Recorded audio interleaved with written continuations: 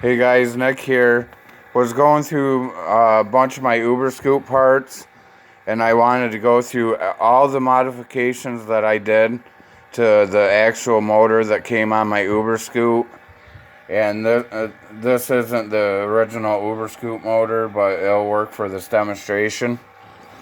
First, my coil modification. This is a Home Light 26CS ignition coil for a Home Light weed eater.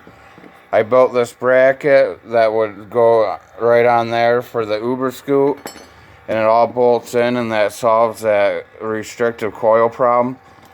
The next is this clutch that I have the same exact clutch on my GP 460 motor, but you take these bolts out and it'll fit right on here. Nothing wrong with the stock one. I love how many RPMs is, but this is going to give you a little bit lower stall speed. For those who like the higher stall speed clutch, then this isn't going to be right for you, but this is perfect for me. Next, we all know this modification that you can get. It's a 15 millimeter carburetor, velocity stack, blah blah blah, air intake. You can get for $25 on eBay. Now this is my modification. My next step is I built this, and you can see this in my other videos. Just go see my other videos. I made this air intake that will receive a 19 millimeter carburetor like this one here. My GP 460 came with a carburetor kind of like this one, but it's got a primer on it. This is an eBay carburetor. I picked this up for around $12. It's for a Husqvarna 362, 375, and so on chainsaw. So that's a Husqvarna 362, and it'll look like this. Well, it won't have this. This is my own add-on. That's so I could put a external primer on it. When you do this modification on the velocity stack, you're going to have to bore that hole out a little bit, so your choke butterfly will open and close properly. What else? Yeah, so you're going to want to buy this modification first, because that way you got like an extra carburetor and air intake if for some reason you can't run this. Plus it comes with the filter that we're going to reuse, the velocity stack we're going to reuse. Of course, we're not, when we go to this step, we're not going to use the choke because it's already in the carburetor.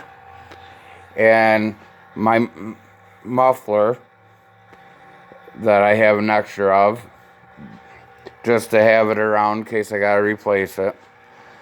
I'm trying to figure out what else I did. Now, if you got a stock Uber Scoop, you got some porting you gotta do in this engine before you do like a coil or carburetor, because your porting inside your stock Uber Scoop engine is highly restricted, and it's you're gonna cause you power loss anyways. So start with that. Do your carburetor upgrade if you feel up to the challenge. A lot of what I do is not bolt on, hey, I'm going to go buy Uber Scoop performance parts, because frankly, the performance parts that they do provide, yeah, they add a little bit, but they don't add power like GP 460 power. And if you guys haven't seen my scooter recently, Here it is. Put a different gas tank on it. I had a Rubbermaid container, but the gas was eating right through it. So this is actually a bottle off of like a chemical sprayer with a weed eater gas cap on it. Works great, and it's got, I don't know if you can see it, all the measurements on the back in case I gotta mix my gas and oil ratio while I'm at a gas station or something. So that's just about it. This probably wasn't too informative, but that's pretty much what I've done. And there's a little bit more that I'm gonna do.